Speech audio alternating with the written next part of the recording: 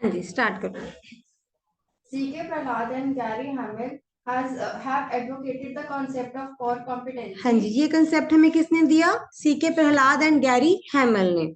हाँ जी, ये नहीं क्या हाँ जी, चलो। which is widely used concept in management theories. They defined core competency as a collective learning in the organization, especially coordinating diverse production skills and integrating multiple streams of technologies. हाँ जी, इन्होंने क्या बोला कि ऑर्गेनाइजेशन में collective learning होनी चाहिए, specially किस में?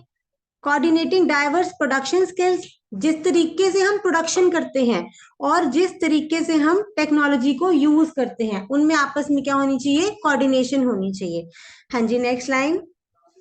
An organization's combination of technological and managerial know-how, wisdom and experience are a complex set of capabilities and resources that can lead to a competitive advantage compared to competitors. हाँ, इसमें आप ये लिख सकते हो, कॉम्बिनेशन ऑफ किसका? Technological, managerial know how, हमारी management को कितना एक्सपीरियंस है, एंड उनकी कैपेबिलिटीज और रिसोर्सेज को यूज करने का तरीका, वो हमें क्या देगा? एक competitive advantage compare to a competitor. मतलब हम अपने कॉम्पिटिटर से कितना बेटर परफॉर्म कर सकते हैं, वो हमें किस पे डिपेंड करेगा? हमारी कोर कॉम्पिटेंसी पे। हाँ जी, next. Competencies defined as a combination of skills and techniques rather than individual skills or separate techniques. हाँ जी, अब हमने क्या देखना है? कॉम्पिटेंसी ये नहीं है कि आप सिर्फ पढ़ने में अच्छे हो, ठीक है, आपकी डिलीवरी नेटवर्क बहुत स्ट्रांग है, बट आपका ओवरऑल हर चीज में आपको क्या होनी चाहिए? अच्छे से करनी चाहिए। मतलब कॉम्बिनेशन ऑफ स्किल्स होना चाहिए, आपको हर चीज में आप अच्छे होने चाहिए। ये नहीं कि अगर आप सीए कर रहे हो तो ठीक है, आपकी ऑडिट तो बहुत अच्छा है बट लेकिन एसएम बिल्कुल अच्छी नहीं है, ठीक है, अकाउंट्स तो अच्छा है बट लेकिन थ्योरी में बिल्कुल आप मार खा रहे हो। तो ऑल ओवर आपको क्या होना चाहिए? कॉम्बिनेशन में सब कुछ आपको स्किल्स आपकी डेवलप होनी चाहिए। हाँ जी, हाँ जी, चलो। For core competencies, it is characteristic to have a combination of skills and techniques which makes the whole organization utilize their several separate individual capabilities. Therefore, core competencies cannot be built on one capability or single technological know-how. हाँ जी, clear हो गया। तो कोई भी core competency अगर अपने बनानी है तो वो सिंगल टेक्नोलॉजिकल नो हाउ पे नहीं हो सकती, but it needs to be integration of many resources. आपकी सारे रिसोर्सेज के साथ इंटीग्रेशन होनी चाहिए। इसको बहुत डिटेल में देखेंगे आगे।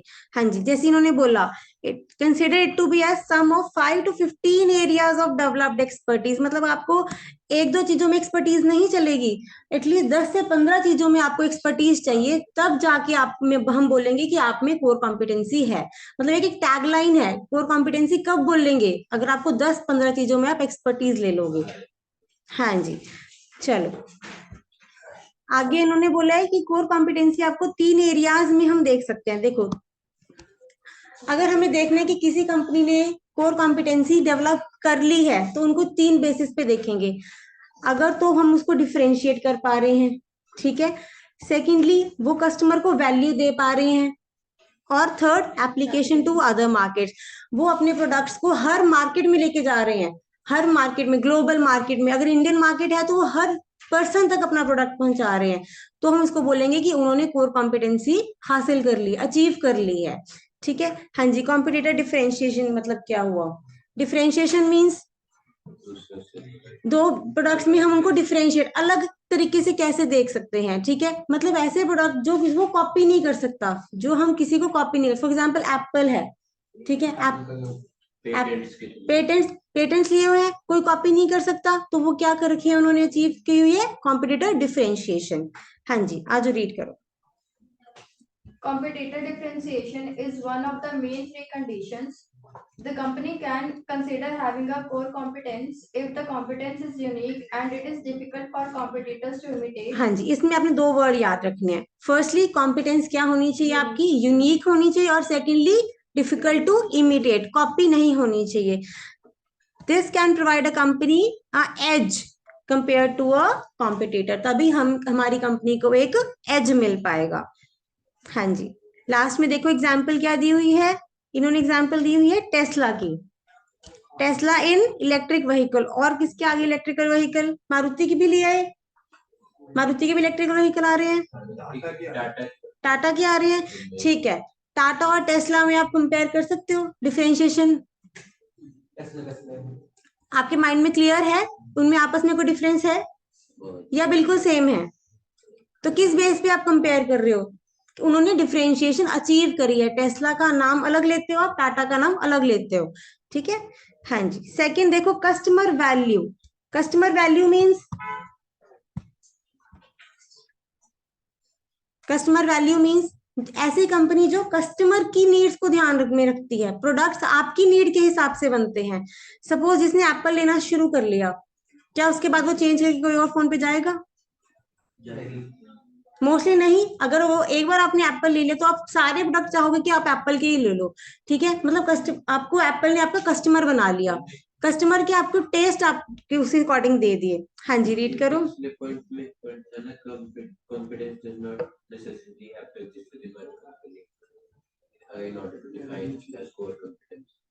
मैं बता रही हूँ आगे, चलो पहले कस्टमर वैल्यू देखो आप। The second condition is to be met is customer value. When purchasing a product or service, it has to deliver a fundamental benefit for the end consumer in order to be a core competence. It will include all the skills needed to provide fundamental benefits. The service or a product has to have a real impact on the customer as the reason to choose the product then. हाँ जी, क्या बोला उन्होंने? जो भी आप service दे रहे हो उसका रियल इम्पैक्ट होना चाहिए कस्टमर पे। इसमें आप हम सिंपल एग्जांपल भी एक और ले सकते हैं। सपोज आप एक रेस्टोरेंट में जाते हो, ठीक है, फर्स्ट टाइम विजिट करते हो, आपको उनका एम्बियंस अच्छा लगता है, उनका खाना अच्छा लगता है, उनकी सर्विस भी अच्छी लगती है, आप चाहते हो कि वो अगली बार भी जाओगे, ठीक है, आपको इतना अच्छा लगा कि आप नेक्स्ट टाइम विजिट भी करना चाहते हो, ठीक है। अब आप 15 दिन बाद फिर आपका मन करा, आप फिर चले गए। अब आपने क्या देखा, ठीक है, जगह तो वही है पर खाने का टेस्ट अलग है, सर्विस उस तरीके से नहीं है। पहली बार जैसे उन्होंने आपको प्यार से सर्विस सर्व करा, अब है ही नहीं, अब कह रहे हैं सर हमारे पास तो यही है, ठीक है। तो अब कस्टमर वैल्यू खो दी उन्होंने, customer value, no customer value, अब दोबारा जाओगे आप तो ये है लूजिंग कस्टमर, ठीक है। तो मतलब ये यहाँ पे उनकी कोर कॉम्पिटेंसी खत्म हो जाती है। Clear? That is customer value, कि आप कस्टमर, अगर आपके पास एक बार ही आया है तो आप कस्टमर को बना के रखो। हाँ जी, चलो नेक्स्ट लास्ट पॉइंट है थर्ड हमारा, application of competency to other markets. इसमें हम एग्जांपल लेंगे हिंदुस्तान यूनिलीवर लिमिटेड की, HUL। HUL का नाम सुना है सबने? कितने प्रोडक्ट्स हैं उनके? बहुत सारे प्रोडक्ट्स हैं, हर सबके लिए प्रोडक्ट्स बनाते हैं वो, बच्चों के लिए भी, लाइक लेडीज के लिए भी और मैन सबके लिए अलग प्रोडक्ट्स हैं। इसका मीन्स है कि उनके एक कंपनी जिसके प्रोडक्ट हर इंसान यूज कर रहा है, हर पर्सन उसके प्रोडक्ट यूज कर रहा है, that is application to other markets. एक ही जगह पे हमारा एक्सपर्टीज नहीं है, हम हर मार्केट में उस प्रोडक्ट को लेके गए हैं। हाँ जी, रीड करो। The last condition refers to application of competencies to other markets. Core competence must be applicable to the whole organization. It cannot be one particular skill or specified area of expertise, that's it. हाँ जी, clear हो गए तीनों point? हाँ जी, जो अब आपने पूछा था, ये यहाँ पे बोल रहे हैं कि ये नहीं, हम ये नहीं कहेंगे कि कोर कॉम्पिटेंसी सिर्फ एक ही कंपनी में है। सपोज हम अगर HUL की एग्जांपल ले भी रहे हैं तो हम ये नहीं बोलेंगे कि सिर्फ इन्होंने ही करा है, बट कोर कॉम्पिटेंसी बोलेंगे किसको, कि जो सबसे अच्छा कर रहा है उसको हम बोलेंगे कि इसमें कोर कॉम्पिटेंसी है। प्रोडक्ट्स तो सबके ही हैं बट सबसे ज्यादा किसके प्रोडक्ट्स हैं, that is core competency. Suppose Walmart की एग्जांपल लेते हैं, ठीक है। वॉलमार्ट का बिजनेस मॉडल क्या है? पहले तो वॉलमार्ट की सबसे अच्छी चीज क्या लगती है हमें? लो प्राइसेस और वाइड रेंज है, और सबसे सबसे कोर कॉम्पिटेंसी उनकी है क्या? आपको लो प्राइसेस पे प्रोडक्ट मिल जाते हैं, ठीक है। और पर वो मिलते क्यों हैं? क्योंकि वॉलमार्ट क्या करता है, बल्क में परचेज करता है। वॉलमार्ट से कोई भी आज तक टक्कर नहीं ले सकता, उनके प्राइसेस इतने लो है, कोई कंपनी इतने लो प्राइसेस पे आपको प्रोडक्ट दे ही नहीं सकती, ठीक है। अब इंडिया में फॉर एग्जांपल डी मार्ट ले लो, ठीक है, सबसे लो किसकी प्रोडक्ट है? डी मार्ट की। पर अब इनका बिजनेस मॉडल क्या है, किसने सोचे? अब जो वो डी मार्ट वाले स्टोर खोलते हैं, सेम मॉडल है, सेम मॉडल कैसे है? पर बल्क में भी परचेज करते हैं, प्लस जो उनकी लैंड होती है जहां पे वो स्टोर ओपन करते हैं, वो ओन लैंड होती है, वो लीज पे नहीं होती, वो रेंट पे नहीं होती। इस तरीके से वो रेंटल कॉस्ट बचा लेते हैं। क्या करते हैं? वो ओन करते हैं उसको, क्लियर हुआ? दैट इज वाई वो क्या दे पाते हैं आपको, लो प्राइसेस दे पाते हैं अपने प्रोडक्ट के, और प्रॉफिट भी कमा लेते हैं। ये नहीं है कि सिर्फ आपको लो प्राइस पे दे दिया, वो अपना प्रॉफिट भी कमाते हैं। दैट इज वाई हम बोलते हैं उन्होंने कोर कॉम्पिटेंसी अचीव कर ली है।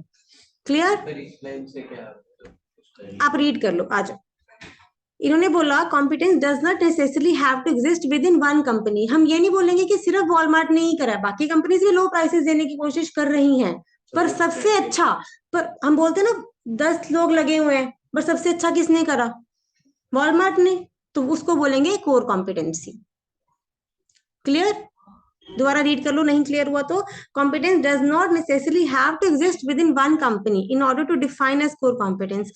All companies operating in the same market would have equal skills. सबके पास इक्वल स्किल्स हैं, but if one company can perform this significantly better, अगर एक कंपनी इसको बेटर तरीके से कर रही है, सबसे अच्छे तरीके से कर रही है, तब हम बोलेंगे कि इसमें कोर कॉम्पिटेंसी है। डीमार्ट और वॉलमार्ट का करें? हाँ जी, तो वो दो कंपनीज हैं और दोनों के पास कोर कंपनीज है, पर नाम किसका ज्यादा लेते हैं हम? वॉलमार्ट का।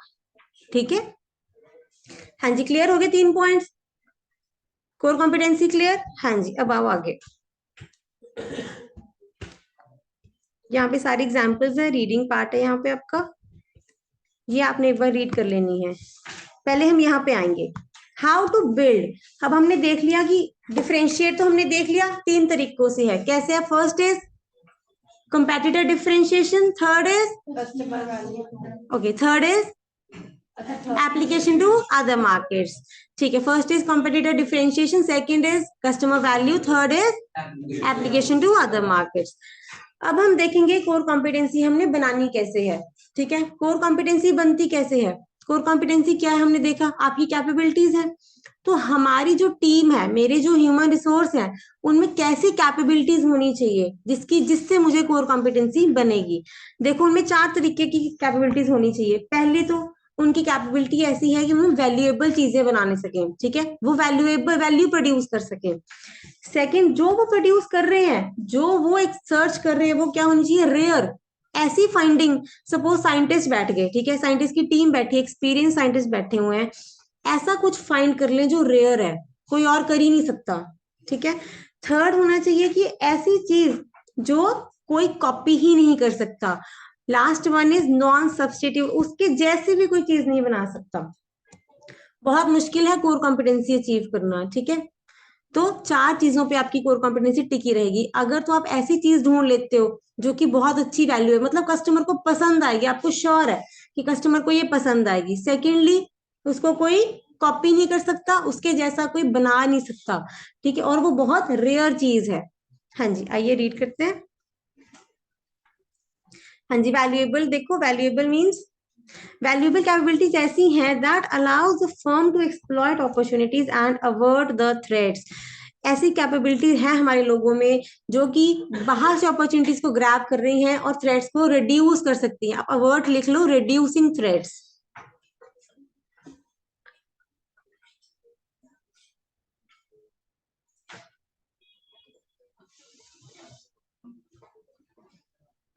फॉर एग्जाम्पल, हमारी human capital is important in creating value for customer. जैसे कि मेरी ह्यूमन कैपिटल, जो मेरी ह्यूमन टीम बैठी हुई है, वो क्या कर रही है? मेरे कस्टमर्स के लिए वैल्यू क्रिएट करके दे रही है। हाँ जी, नेक्स्ट देखो, रेयर, रीड करो। core competencies are very rare capabilities and very few of the competitors possess this capabilities possessed हाँ जी, by कॉम्पिटेंसी ऐसी होनी चाहिए, कैसी? रेयर, किसी के पास नहीं है। सपोज मैंने ये चैप्टर 1 घंटे में फिनिश कर दिया, रेयर कैपेबिलिटी, कौन कर सकता है? बताओ। ठीक है, तो ये है रेयर कैपेबिलिटी, मतलब कोई कर नहीं सकता, वो हम सिर्फ मैं कर सकती हूँ। हाँ जी, करो, रीड करो। Capabilities possessed by many rivals are unlikely to be sources of competitive advantage for any one of them. Competitive advantage results only when the firm develop and exploit valuable capabilities that differ from those shared with competitors. हाँ जी, competitive advantage कब आएगी? जब हम ऐसी capabilities बना लेंगे जो हमारे कॉम्पिटिटर के पास नहीं है। वो सिर्फ कॉम्पिटिटिव एडवांटेज की डेफिनेशन लिखी हुई है, पर आपने सिर्फ यहाँ पे क्या दिखना है? रेयर के बारे में। रेयर कैसी कैपेबिलिटी होगी? जो सिर्फ हमारे पास होगी। हाँ जी, देखो फिर, कॉस्टली टू इमिटेट मीन्स क्या कॉपी नहीं हो सकता? कर सकते हैं। कॉपी कर सकते हैं, कोई भी चीज कॉपी हो सकती है। आज प्रोडक्ट निकालो अगले दिन कॉपी हो जाता है, वो तो कॉपी तो हर चीज की आ रही है। पर फिर अब कैसे होना चाहिए, कॉस्टली कैसे बनाए, मतलब ऐसा प्रोडक्ट बनाओ कि अगर कोई कॉपी कर भी ले पर फिर भी उसकी वैल्यू ना रहे, कस्टमर हमारे पास ही आए। ठीक है, ऐसा प्रोडक्ट कॉस्टली टू इमिटेट, अगर बना भी रहा है वो बना ले पर उतने में हम अपना मार्केट शेयर ग्रैब कर ले, हम अपना प्रोडक्ट बेच लें पहले मार्केट में। क्लियर? हाँ जी, रीड करो। Costly to imitate means इसलिए हम यहाँ पे ये नहीं बोलेंगे कि हमारा प्रोडक्ट कॉपी ही ना हो, कभी ये मत लिख देना कि कॉपी ना हो, ऐसा कभी हो ही नहीं सकता कि कॉपी ना हो। हम बोलेंगे इजीली कॉपी ना हो। ठीक है, चलो example. रीड कर दो। Costly to imitate means such capabilities that competing firms are unable to develop easily. For example, Intel has enjoyed a first mover हाँ जी, advantage. इंटेल क्या है, इंटेल क्या मैन्युफैक्चर करते हैं, प्रोसेसर। और कौन से प्रोसेसर्स आते हैं, राइजन कहते हैं, और स्नैपड्रैगन। और वो प्रोसेसर है, कौन बनाता है वो स्नैपड्रैगन, किसने बनाया है? वो तो टाइप हो गई ना, मैंने पूछा कंपनी कौन है, कंपनी पूछ रही हूँ मैं। दोनों चल रही हैं, पर मैंने लार्जेस्ट कौन है, नाम किसका ज्यादा, सबको नाम किसका पता है, अच्छा पूरी क्लास को किसका नाम पता है, इंटेल का नाम पता है। चलो ठीक है, चलो रीड करो। हाँ जी, अब इंटेल का नाम ज्यादा क्यों है, नेम है इंटेल का, इंटेल का नाम ज्यादा क्यों है कि अब उन्होंने क्या अचीव करा है, पहले तो फर्स्ट मूवर एडवांटेज, ठीक है, और सेकेंडली उनका जो R&D साइकिल टाइम है उसको कोई कॉपी नहीं कर पाया। जितनी जल्दी वो नया R&D करके प्रोडक्ट ले आते हैं कोई और कंपनी उतनी जल्दी नहीं लेके आ पाती। ठीक है, हाँ जी। अब नॉन सब्सटीट्यूट प्रोडक्ट्स कौन से होते हैं, रिप्लेसमेंट, सेम नहीं होता पर उनके जैसा कोई प्रोडक्ट ना बना ले। हाँ जी, रीड करो। Capabilities that do not have strategic equivalents are called non-substitutable capabilities. capabilities.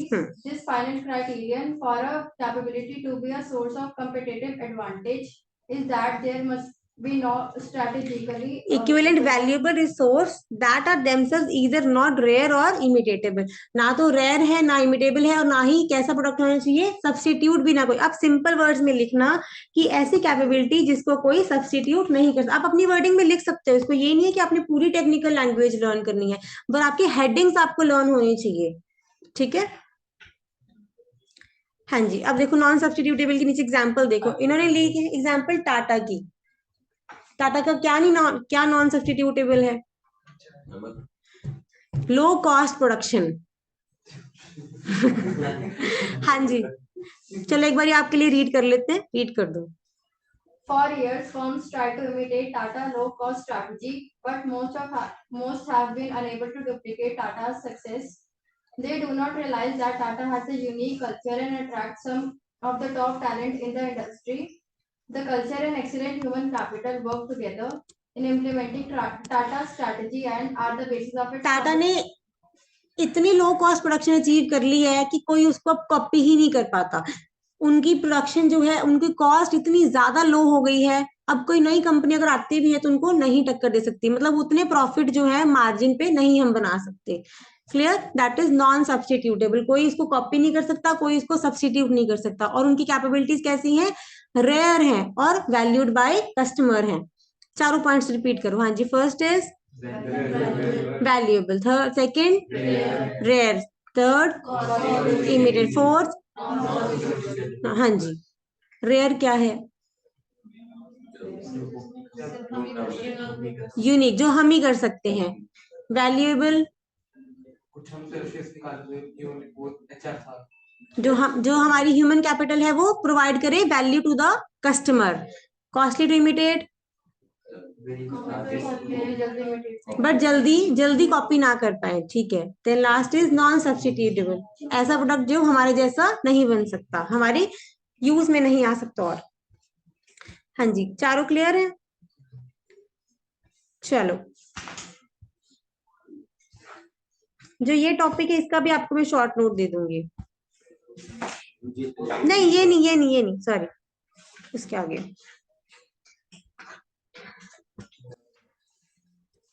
अब तक हमने कोर कॉम्पिटेंसी देख लिया।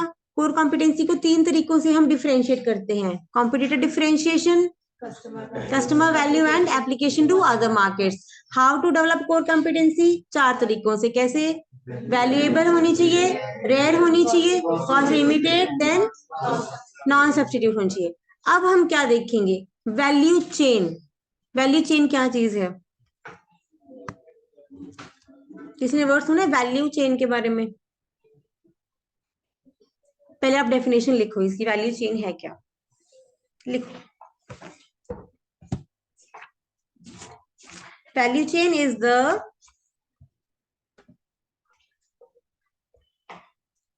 sequence of activities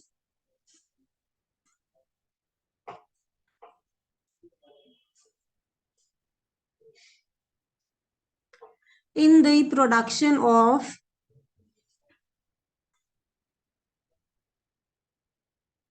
goods and services.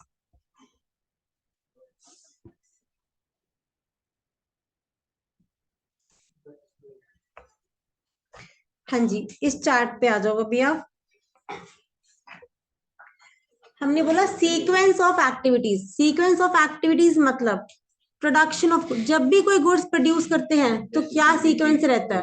GST का देखते थे कि एक चीज पहले प्रोडक्ट है रॉ मटेरियल, उस पे जीएसटी लगा, ऐड हुआ, वैल्यू ऐड हुई उसके ऊपर, वो हाँ, वो वैल्यू ऐड होगी, वो है वैल्यू एडिशन पढ़ते हो आप। ये वैल्यू चेन है। इसको हमने ऐसे देखना है कि सपोज आप फैक्ट्री में गए, वैल्यू ऐड कर, वैल्यू ऐड नहीं है इसमें। मैं, सुनो पहले मेरी बात, वैल्यू चेन है क्या? जब भी हम प्रोडक्ट मैन्युफैक्चरिंग करते हैं, sequence of activities in the production. जब कोई प्रोडक्ट मैन्युफैक्चर करना तो सबसे पहले हम क्या लेके आएंगे? Raw material. रॉ मटेरियल लेके आएंगे पहले, ठीक है। उसके बाद उसको क्या करेंगे? उसकी प्रोसेसिंग करेंगे, फिर दिमाग लगाओगे, हाँ। उसके बाद पैकेजिंग करोगे, फिर उसके बाद वेयर हाउसिंग में जाओगे, ठीक है। उसके बाद एडवर्टीजमेंट करोगे, मार्केटिंग करोगे, कस्टमर तक पहुंचाओगे उसको, फिर आफ्टर सेल सर्विसेज दोगे, ठीक है। ये है क्या? मेरी चेन है। चलो सुनो, पहले वैल्यू चेन बन गई। अब देखो, अब इसमें हम, ये होगी मेरी प्राइमरी एक्टिविटीज, क्लियर। अब इसमें सपोर्ट कौन करता है? काम कौन करेगा? प्रोडक्शन कौन करेगा? वर्कर्स करेंगे, ठीक है। उसको मशीन्स करेंगी, ठीक है। प्रोडक्ट्स को बनाने के लिए मशीनरी लगेगी, टेक्नोलॉजी लगेगी, ठीक है। वो चीजें क्या होंगी? मेरी सपोर्ट एक्टिविटीज। तो वैल्यू चेन को जब भी आप लिखना है, value chain consist of 2 parts. पहले है primary activities, second is support activities. हाँ जी, अब देखो, ये है अपनी प्राइमरी एक्टिविटीज। हाँ जी, रीड करो। First is inbound logistics, second operations means production करना, conversion of raw material into finished goods. Then outbound logistics, logistic means transportation. Inbound logistic मतलब रॉ मटेरियल को लेके आना ट्रक में बिठा के, उसके बाद प्रोड्यूस कर देना, फिर ट्रक में बिठा के ही वेयर हाउसिंग में ले जाना। उसके बाद मार्केटिंग एंड सेल्स, और लास्ट में सर्विस। आप देखो, अब इनको वो कौन करेगा? इनबाउंड के लिए मुझे पहले क्या चाहिए? प्रोक्योरमेंट। What is procurement? ढूंढना। प्रोक्योरमेंट मींस कोटेशंस लेना कि हमने अपने रॉ मटेरियल को किससे परचेज करना है। इनबाउंड लॉजिस्टिक मतलब ट्रक में बिठा के लेके आना, सिंपल वर्ड्स में। प्रोक्योरमेंट मींस देखना कि ट्रक भेजना कहाँ पे है, ठीक है। कौन सी फैक्ट्री से माल उठा के लेके आना है, दैट इज प्रोक्योरमेंट। फिर टेक्नोलॉजिकल डेवलपमेंट, टेक्नोलॉजी डिपार्टमेंट हमारा R&D डिपार्टमेंट, वो हमारे पास होना चाहिए। फिर HR मैनेजमेंट होनी चाहिए, ह्यूमन के बिना तो कोई काम होएगा ही नहीं। देन फिर फर्म इंफ्रास्ट्रक्चर मींस जो जर्नल मैनेजमेंट है हमारी, ठीक है, जो जर्नल मैनेजर्स हमारी उस ओवरलुकिंग के लिए। इंफ्रास्ट्रक्चर, फिजिकल इंफ्रास्ट्रक्चर की बात नहीं करते, फिजिकल प्लस जो जर्नल, दोनों ही। चलो अब रीड करते हैं अच्छे से, फिर क्लियर होएगा। अभी बता रही हूँ, आगे आएगा। हाँ जी, पहले यही रीड करो। पहले तो 5 मेन एरियाज किसके हैं? प्राइमरी के। नोटबुक्स लगाई हुई है, लिखो पहले, बनाओ वैल्यू चेन। वैल्यू चेन के 2 पार्ट बनाओ, प्राइमरी एंड सपोर्ट।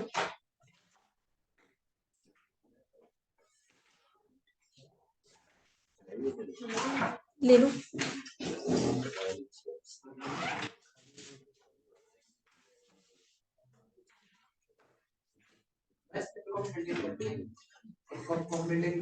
हाँ जी करनी है, फर्स्ट डे बताया था मैंने आपको, उसमें चार्ट्स बना के रखने हैं आपने।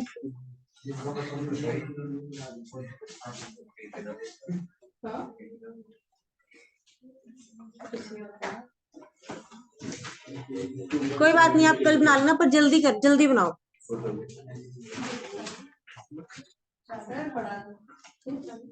चलो फास्ट। हाँ जी राइट, वैल्यू चेन 2 पार्ट बना लो, उसमें प्राइमरी फिर support.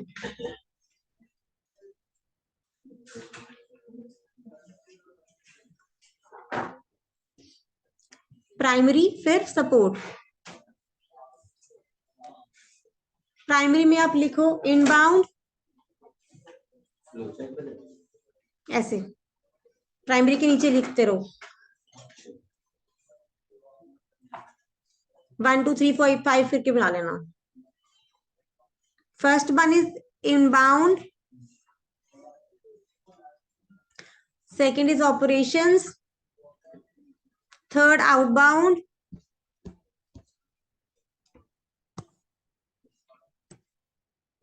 then sales, and last is service. फिर नेक्स्ट में बनाओ सपोर्ट में procurement,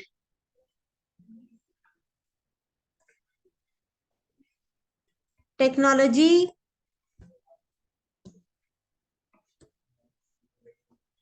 human resource, and last is infrastructure.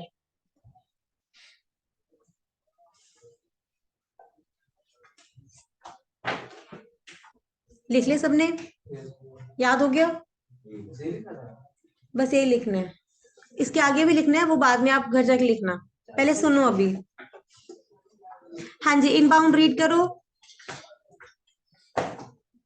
Inbound logistics are the activities concerned with receiving, storing, and distributing the inputs to the product or service. हाँ जी देखो, receiving, storing and distributing the inputs to the product and services. क्या लेके आए हम यहाँ पे? Raw material को लेके आए, रिसीव करा, स्टोर करा और डिस्ट्रीब्यूट कर दिया जो जिस भी प्रोडक्शन में चाहिए था। ठीक है, इसमें क्या क्या आया? ट्रांसपोर्टेशन एंड वेयर हाउसिंग, जब हम पहले प्रोडक्ट को लेके आए। क्लियर? जो जो मैंने मार्क किया वो करते रहो साथ में। हाँ जी, ऑपरेशंस में क्या होएगा? Converting raw material in finished goods. Outbound में क्या होएगा? Distributing the product to the customer. अब किसको देना प्रोडक्ट? कस्टमर को। पहले में क्या था? डिस्ट्रीब्यूटिंग टू द प्रोडक्ट, यहाँ पे टू कस्टमर। हाँ जी, अब इसमें और क्या क्या आएगा? वेयर हाउसिंग, हो सकता है पहले हम वेयर हाउस में भेजें, मटेरियल हैंडलिंग डिपार्टमेंट के पास दें, या फिर ट्रांसपोर्ट करा दें। हाँ जी, देन मार्केटिंग, मार्केटिंग में क्या आएगा? Promotion services. हाँ जी रीड करो। Marketing and sales provide the means whereby consumers or users are made aware of the product or service and are able to purchase it. Clear? इसमें क्या क्या activities आएंगी? सेल एडमिनिस्ट्रेशन है, advertisement या फिर सेलिंग, प्रमोशनल एक्टिविटीज आप लिख सकते हो इसमें। एंड सर्विस में क्या रहेगा अपने पास? इंस्टॉलेशन है, रिपेयर है, ट्रेनिंग है, स्पेयर सर्विसेज है। हाँ जी, सर्विस रीड करो। ऑल एक्टिविटीज विच एनहांस और maintain the value of a product. क्या क्या रहेगा इसमें? इंस्टॉलेशन, ठीक है, या फिर रिपेयर। डन? ठीक है, अब आओ सपोर्ट पे। सपोर्ट में फर्स्ट क्या है अपने पास? प्रोक्योरमेंट। प्रोक्योरमेंट में क्या है? कहाँ से लेना है? आपको क्लियर हो गया अभी इनबाउंड? ठीक है, प्रोक्योरमेंट मीन्स कहाँ से हमने अपने ऑर्डर को रिसीव करना है, मतलब सप्लायर को सिलेक्ट करना है। शॉर्ट फॉर्म में लिख लो सिलेक्टिंग सप्लायर, चूजिंग लिख लो, चूजिंग द सप्लायर। मतलब जो मेन परचेजिंग है वो नहीं आती है, इसमें नहीं आती, वो इनबाउंड का पार्ट। वो इनबाउंड का पार्ट है। तो इसमें आप सिंपल बोलोगे process of acquiring resource, various resources inputs to the primary activities. हमने उनको बताना है कि कौन से सप्लायर से आपने माल लेके आना है, ठीक है। फिर सेकंड है अपने पास technology. Technology means R&D department जो बिठाया हुआ है। इसमें आप क्या बोलोगे, टेक्नोलॉजीज में be concern directly with the product. अब टेक्नोलॉजी में दो चीजें होंगी, या तो वो अगर हमारा बिजनेस प्रोडक्ट से रिलेटेड है तो वो प्रोडक्ट डिजाइन बनाएंगे, अगर प्रोसेसेस हमारे मेन है तो प्रोसेसेस के रिगार्डिंग टेक्नोलॉजी होगी, ठीक है। एंड फिर third one human resource management. HR की एक्टिविटीज क्या होती हैं, स्टाफिंग, हाँ जी, staffing, recruitment, training, development. Development, हाँ जी। तो ये सब हम इसमें करेंगे, क्लियर एंड रिवार्डिंग। लास्ट आ गया आपका इंफ्रास्ट्रक्चर। इंफ्रास्ट्रक्चर में आप कुछ भी लिख दो, consist of structure routines of the organisation. आप स्ट्रक्चर बोल सकते हो या रूटीन जो ऑर्गेनाइजेशन की है उसमें हम इंफ्रास्ट्रक्चर को कवर कर लेंगे, क्लियर। हाँ जी, बताओ मुझे प्राइमरी एक्टिविटीज कौन सी हैं, inbound, operations, outbound, marketing and sales, last one is service. Inbound में क्या आया, जो इनपुट है वो product, receiving the material. Operations में इनटू, हाँ, और उसमें आउटबाउंड में प्रोडक्ट को customer, distributing to the customer. Then marketing and sale में advertisement, promotional activities. And sales services में आफ्टर सेल सर्विसेज, रिपेयर बोलोगे, इंस्टॉलेशन बोलोगे, ठीक है। प्रोक्योरमेंट में चूजिंग द सप्लायर। टेक्नोलॉजी में R&D। HR में रिक्रूटमेंट, स्टाफिंग, रिवार्डिंग। और लास्ट में इंफ्रास्ट्रक्चर में क्या बोलोगे, प्लानिंग, फाइनेंस या फिर routine, journal routines and structure को डिजाइन करना, क्लियर। अच्छा, ये वाला टॉपिक है जिसके मैं आपको शॉर्ट नोट्स दूंगी।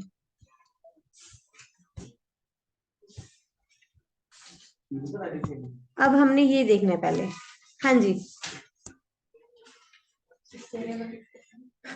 हाँ जी, सस्टेनेबल कोर कॉम्पिटेंसीज। कल हमने सस्टेनेबल वर्ड का मीनिंग देखा था, क्या मीनिंग था, नॉट जो जल्दी से कॉपी नहीं कर सकता, ये लिखा था। और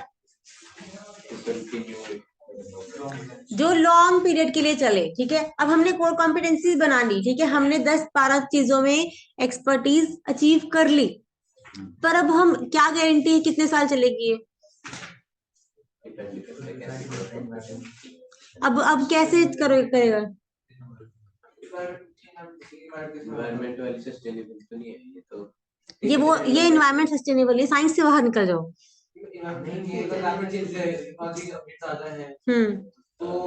कॉपी जल्दी हो जाएगी। हाँ, मैं वही पूछ रही हूँ, फिर हम इसको सस्टेनेबल कैसे बनाएं, हम कैसे अपनी कॉम्पिटेंसी को सस्टेन, हम कॉन्टिन्यूसली क्या करते रहे, उस पर काम करते रहे, अपडेट रहते रहे, ठीक है। एक और तरीका क्या है, सामने वाले को बढ़ने ना दो, सामने वाले को बढ़ने ना दो, या फिर अपनी वैल्यू चेन जो हमने अभी पढ़ी है, वैल्यू चेन हमने क्यों पढ़ी है, वैल्यू चेन पढ़ ली हमने। अब हमने क्या करना है, जो अपनी कोर कॉम्पिटेंसी है उसको वैल्यू चेन में लेके आना है, दोनों टॉपिक्स को हमने कंबाइन कर देना है। पहले हमने कोर कॉम्पिटेंसी पढ़ा, अब हमने वैल्यू चेन, अब दोनों को इकट्ठा करना है। जो कोर कॉम्पिटेंसी हमने अभी किस में लेके आनी है, अपनी वैल्यू चेन की हर एक्टिविटी में। प्रोडक्शन करनी है तो उसमें कोर कॉम्पिटेंसी, मार्केटिंग करनी है तो उसमें भी कोर कॉम्पिटेंसी। आप ये सोचो कि इन 9 एक्टिविटीज में मुझे क्या चाहिए, अपनी कोर कॉम्पिटेंसी डेवलप करनी है, एफिशिएंसी लेके आनी है, अपनी कैपेबिलिटीज को डेवलप करना है। इन सिंपल वर्ड्स हम क्या बोलेंगे, अपनी कोर कॉम्पिटेंसी को डेवलप करना है इनमें। हाँ जी, थोड़ा सा रीड करो मैनेजिंग लिंकेजेस से। Core competencies are separate activities may provide competitive advantage for an organization, but nevertheless, over time may be imitated by competitors. Core competencies are likely to be more robust and difficult to imitate if they relate to the management of linkages within the organization's value chain. हाँ जी, core competency मेरी कब robust, कब सबसे अच्छी और difficult to imitate कब होएगी? If they relate to the management of linkages within the value chain, जो हमने अभी पढ़ी है। अगर हम अपनी कॉम्पिटेंसी अपनी वैल्यू चेन में ही ले आए, हम अपनी प्रोडक्शन को ही अपनी कॉम्पिटेंसी बना ले, हम अपनी R&D को अपनी कॉम्पिटेंसी बना ले, तो क्या हो सकता है? कोई भी इसको कॉपी नहीं कर पाएगा। और इससे मुझे क्या मिलेगी? लेवरेज और बहुत अच्छा लेवल ऑफ परफॉर्मेंस मिलेगा, which are difficult to match, जो कि कोई भी कॉपी नहीं कर पाएगा। हाँ जी, ये चीजें आपने लिखनी है इसमें, इसको आप दोबारा रीड करो अच्छे से। Core competencies are likely to be more robust and difficult to imitate if they relate to the management of linkages within the organization's value chain and linkages to the supply and distribution chains. It is the management of these linkages which provide leverage and levels of performance which are difficult to match. हाँ जी, clear हो गया। अगर हम अपनी core competency अपनी value chain, अपनी supply chain में ले आए, तो हम इसको और मुश्किल बना देंगे किसी के लिए। मतलब इतनी कॉम्पिटेंसी ऐसी बना लो कि कोई कॉपी कर ही ना पाए, ठीक है? इतनी मुश्किल बना दो किसी के लिए कि अगर कॉपी करना भी चाहता तो भी ना कॉपी कर पाए, ठीक है? हाँ जी, चलो अब देखो, अब हमने क्या पढ़ना है आगे। अब हम दो चीजें पढ़ेंगे, एक है इंटरनल लिंकेज, एक एक्सटर्नल लिंकेज। इंटरनल लिंकेज तो जो हमने अभी पढ़ी, एक्टिविटीज, प्राइमरी एंड सपोर्ट, ठीक है? 3 पॉइंट्स देखे अब हम इसमें। एक होएगा प्राइमरी एंड सपोर्ट के बीच में, एक विद इन प्राइमरी, एक विद इन सपोर्ट। 3 चीजों में हम क्या बनाएंगे? लिंकेज बनाएंगे, ठीक है? फर्स्ट देखो, फर्स्ट लिंकेज क्या है मेरा? प्राइमरी एक्टिविटीज में लिंकेज बनाना है मैंने। इंटरनल लिंकेज मार्क कर लिया इसमें आपने। मैनेजिंग लिंकेजेस के 2 पार्ट हैं, internal and external.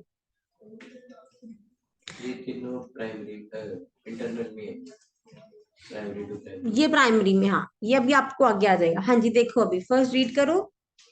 There may be important linkages between the primary activities. For example, a decision to hold high level of finished stock might ease production scheduling problems and provide a faster response to time to the customer. हाँ जी, देखो दोनों चीजें primary की हैं।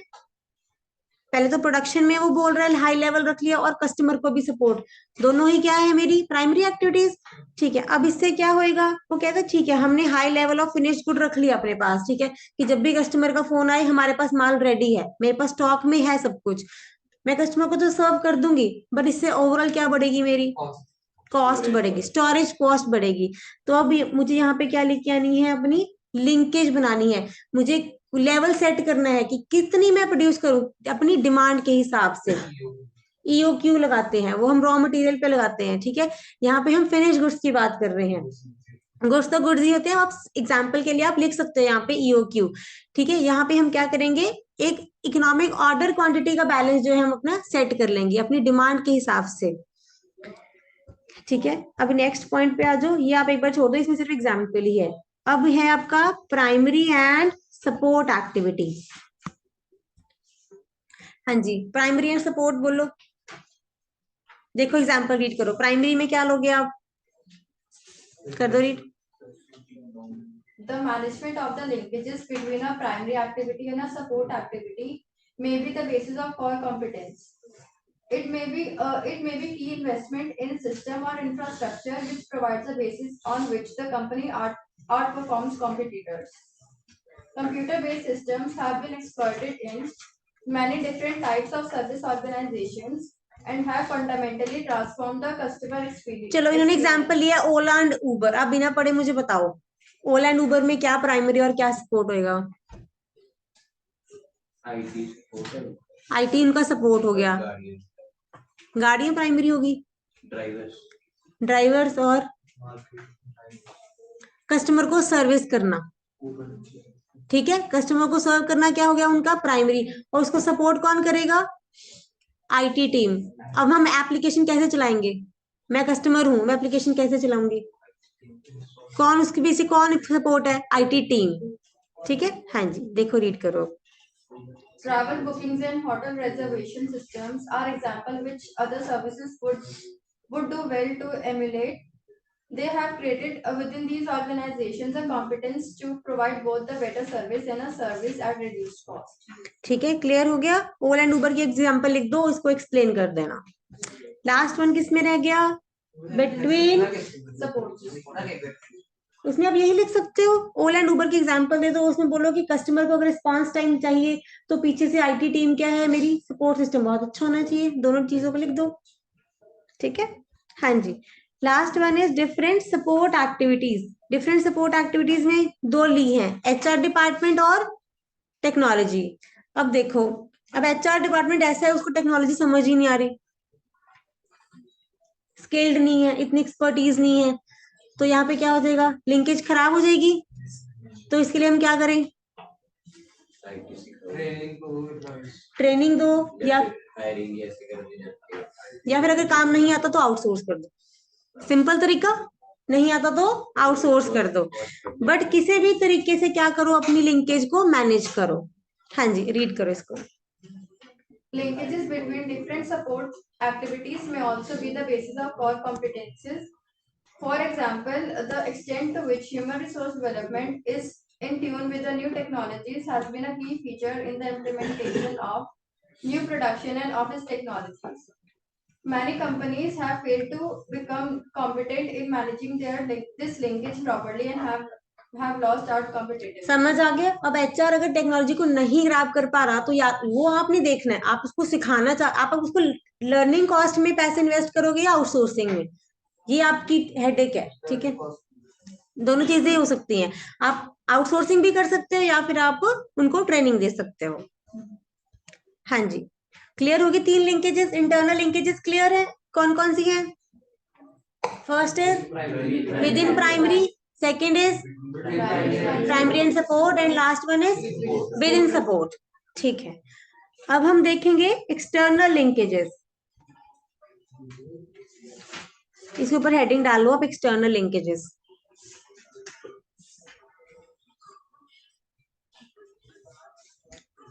इसको read कर लो। In addition to the management of internal linkage, competitive advantage may also be gained by the ability to complement or coordinate with the organization's own activities with those of suppliers, channels, or customers.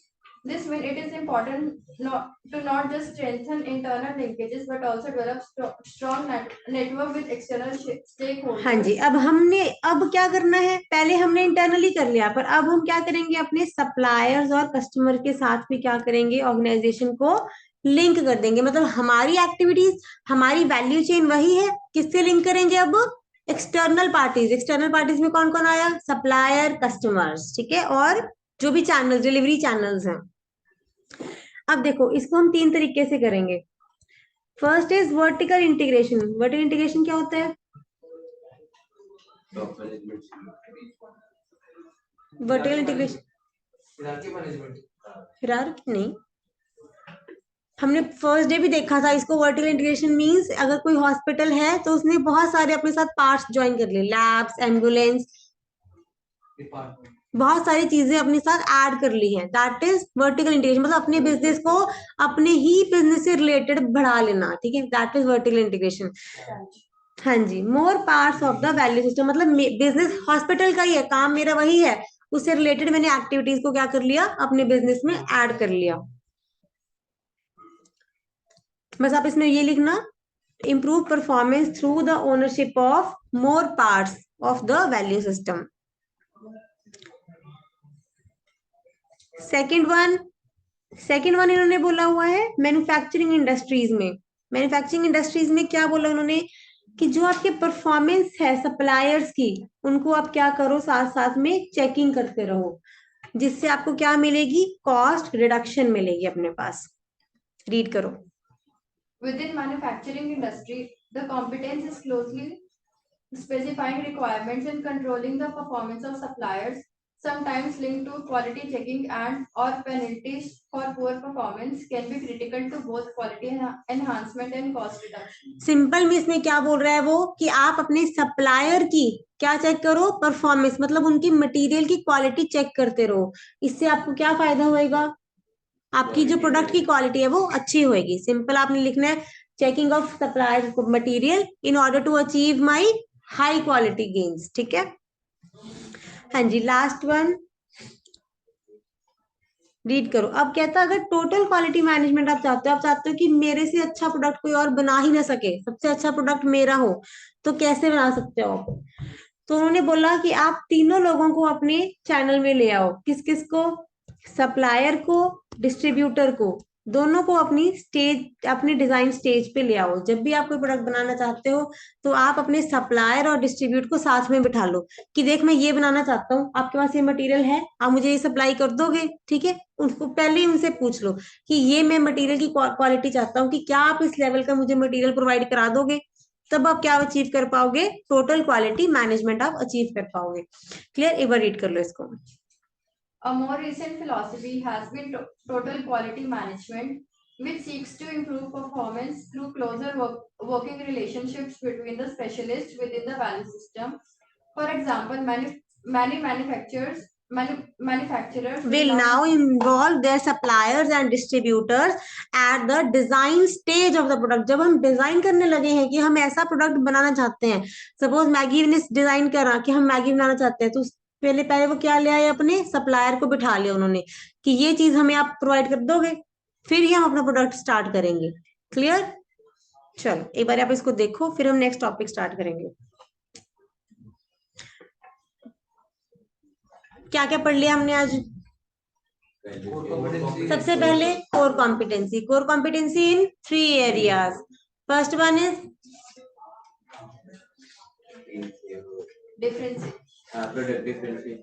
Competitor differentiation. Confuse headings कभी भी confuse नहीं करने हैं। Customer value, ठीक है। How to develop core competency?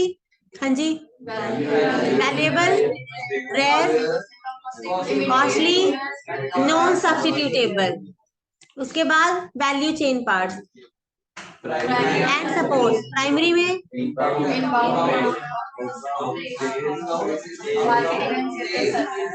Service, outbound, outbound means distributing goods to the customer. ठीक है, support activities बोलो। Technological, infrastructure, human resource. ठीक है, उसके बाद मैनेजिंग लिंकेजेस। क्यों मैनेज करनी है? अपनी ऑपरेशन के बीच में वैल्यू चेन में to make core competency sustainable. क्यों मैनेज करनी है हमने? For sustainable core competencies. क्या तरीका है मैनेज करने का? लिंकेजेस। कौन सी? Internal and external. इंटरनल में within primary, primary support. Within primary क्या देखा? ठीक है, विद इन सपोर्ट HR और टेक्नोलॉजी, और primary and support Ola Uber. ठीक है, फिर एक्सटर्नल लिंकेजेस। एक्सटर्नल में वर्टिकल इंटीग्रेशन करेंगे। सेकंड सब क्या करेंगे? सप्लायर की परफॉर्मेंस को कंट्रोल करेंगे। क्वालिटी चेक, सिंपल वर्ड्स में। Last one is total quality. कैसे इन्वॉल्व? सप्लायर और डिस्ट्रीब्यूटर को डिजाइन स्टेज पे इन्वॉल्व कर लेंगे। क्लियर? ठीक है, अब आ जाओ आप कॉम्पिटिटिव एडवांटेज। ये सब हमने करा क्यों? हमने कोर कॉम्पिटेंसी बनाई। यहां तक क्लियर हो गया? ठीक है, बस ये छोटा सा ही टॉपिक है, फिर ये सीरीज ऑफ टॉपिक खत्म हो जाएगा हमारा। ये लिंक में है ना। देखो, हमने कोर कॉम्पिटेंसी बनाई, फिर वैल्यू चेन में ले आए। ये सब करा क्यों इतना कुछ? एज ओवर दी, उसको हम क्या बोलते हैं? Competitive advantage. अभी तक हमने जो पढ़ा वो इस चीज के लिए ही पढ़ा हमने। ठीक है जी, कॉम्पिटिटिव एडवांटेज को गेन करने के लिए। चलो आज नहीं, मैं बता रही हूँ, यहां से आ जाओ। चलो रीड करो।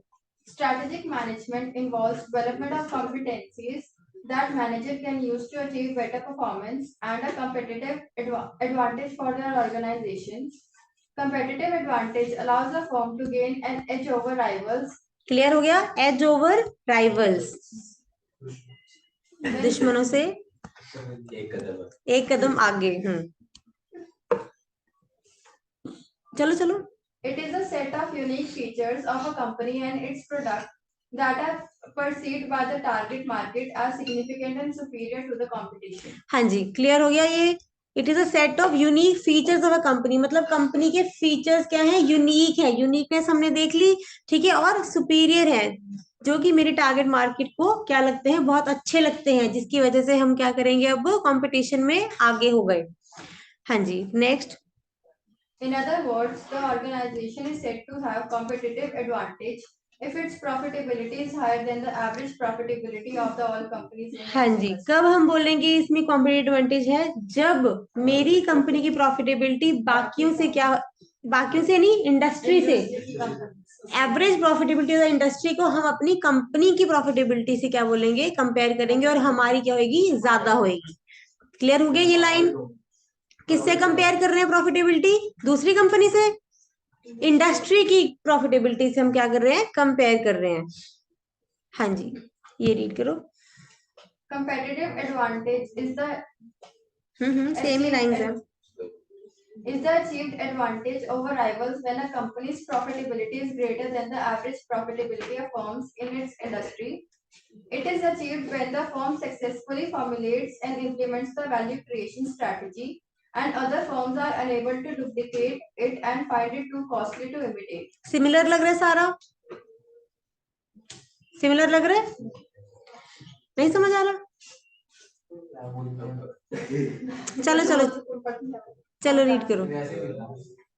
हाँ जी, तो हमने देख लिया कॉम्पिटिटिव एडवांटेज। अब हम देखेंगे कॉम्पिटिटिव एडवांटेज को क्रिएट करने के लिए हमें 3 चीजें लगेंगी। पहला हमें लगेगी रिसोर्स, हमारे पास रिसोर्सेज होने चाहिए। Second capabilities, and third is value creation लगेगी अपने पास। रिसोर्सेज बताओ कैसे कैसे रिसोर्सेज होने चाहिए? 2 टाइप के, टेंजिबल एंड इनटेंजिबल। टेंजिबल में क्या क्या बोलोगे आप? वही मशीनरी। इनटेंजिबल में क्या बोल दोगे?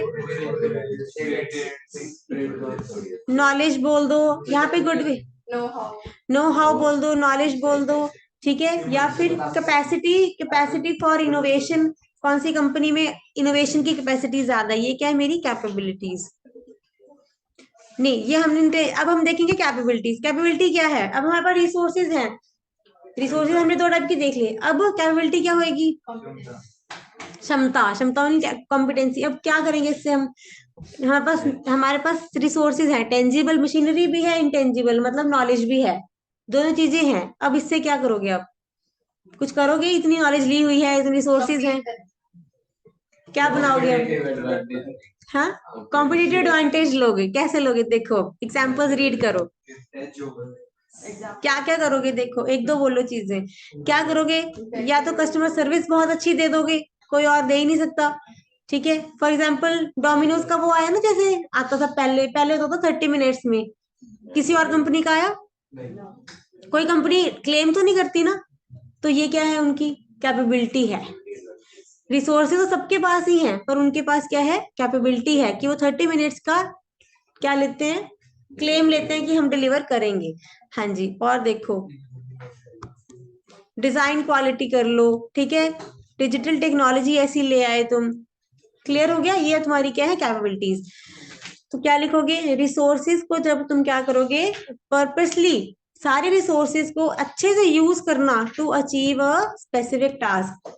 जो तुम्हारे पास रिसोर्सेज है उनको अच्छे से यूज करके एक कोई अच्छा काम कर दो। हाँ जी, अब यहाँ से आ जाओ, बस थोड़ा सा रह गया, चलो। If a firm possesses resources and capabilities which are superior to those of competitors, then as long as the firm adopts the strategy that utilizes these resources and capabilities effectively, it should be possible for it to establish a competitive advantage. Clear हो गया? हमारे पास resources हैं, capabilities हैं, दूसरों के पास वो resources है भी नहीं, और अब हमने उसको बहुत अच्छे से यूज कर लिया, तो अब हमारे पास क्या आ गई, कॉम्पिटिटिव एडवांटेज आ गई।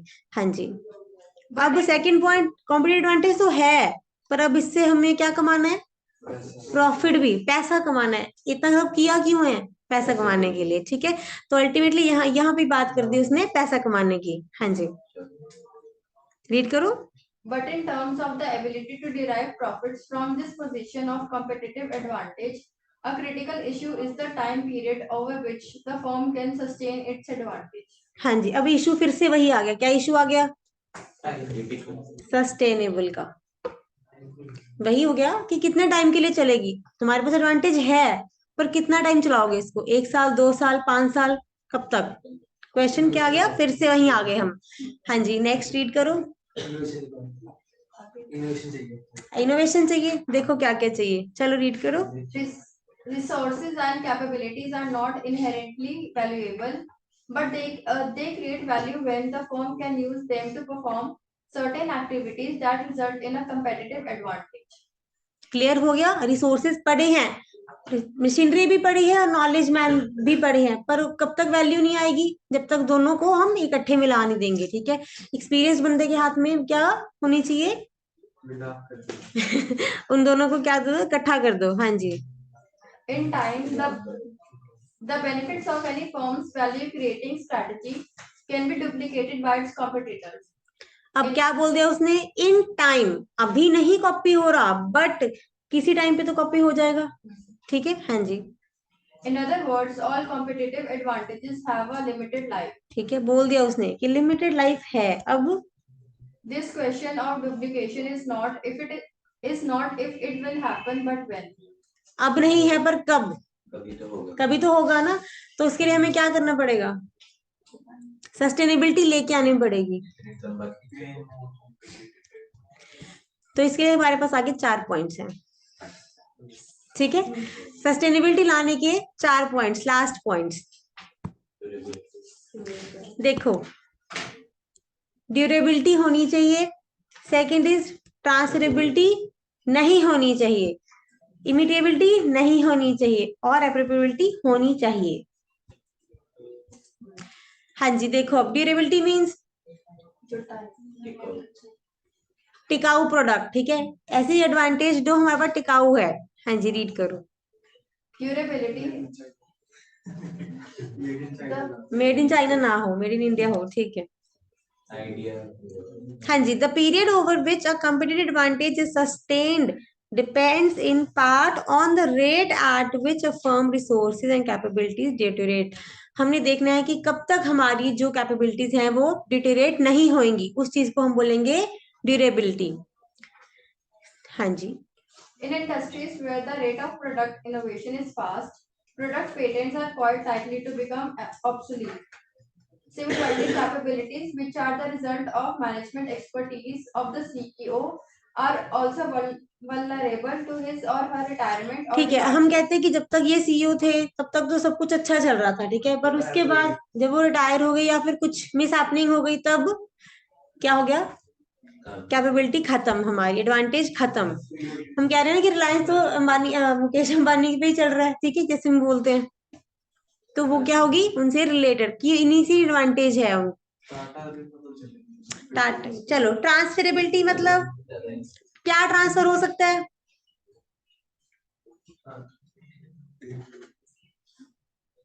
हमने बोला चलो हमारे पास एडवांटेज अभी ड्यूरेबल है, अभी हमें पता है कि नहीं रिटायर होने वाले, हमारे सीईओ फ्रेश हैं, ठीक है? अब ट्रांसफरेबिलिटी मींस जो मेरे एम्प्लॉयज हैं, अगर कोई उसको ले गया, अच्छी सैलरी दे दी, मेरे जो एक्सपीरियंस्ड एम्प्लॉयज है जिनके भरोसे मेरे एडवांटेज थी मुझे, अब मेरे एम्प्लॉयज ही कोई ले गया, तो क्या हो गया? ट्रांसफरेबिलिटी। हाँ जी, देखो इवन इफ द रिसोर्सेज कहता आपके ड्यूरेबल हैं, बट फिर भी हो सकता है जो आपकी कंपटीशन है वो आपको इरोड कर दे, तो हमने क्या बोलना है? The easier it is to transfer resources, जितनी जल्दी मेरे रिसोर्सेज ट्रांसफर हो पाएंगे उतनी ही मेरी एडवांटेज क्या होगी? सस्टेनेबल नहीं होगी। इमिटेबिलिटी फिर से सेम। अब ट्रांसफर चलो नहीं करा, कॉपी कर लेंगे, कॉपी तो कर ही सकते हैं। मशीनरी चलो मेरे पास ही, मैंने मशीनरी बनाई मेरे पास ही इंडिया में, पूरे इंडिया में, अब वो क्या पता वो स्क्रैच से बना ले, मशीन भी खुद ही बना ले, कहीं पे मशीन नहीं मिल रही, अब वो कहते हैं मशीन भी हम खुद ही बना लेंगे। अब नई मशीन ढूंढो, फिर अब हमारा काम और बढ़ जाएगा। तो देखो, तो कहता if resources can not be purchased patent तो अपने प्रोडक्ट पे है ना, अगर उन्होंने खुद ही बना लिया। नहीं मैम, उस आइडिया का पेटेंट होता उस है। आइडिया का हो जाएगा, हाँ ठीक है। By imitator then they must be built from scratch, तो हो सकता है वो उसको स्क्रैच से बिल्ड कर दें, तो फिर भी मतलब इमिटेबिलिटी का हमें रिस्क रहेगा ही रहेगा। Last is एप्रोप्रिएबिलिटी।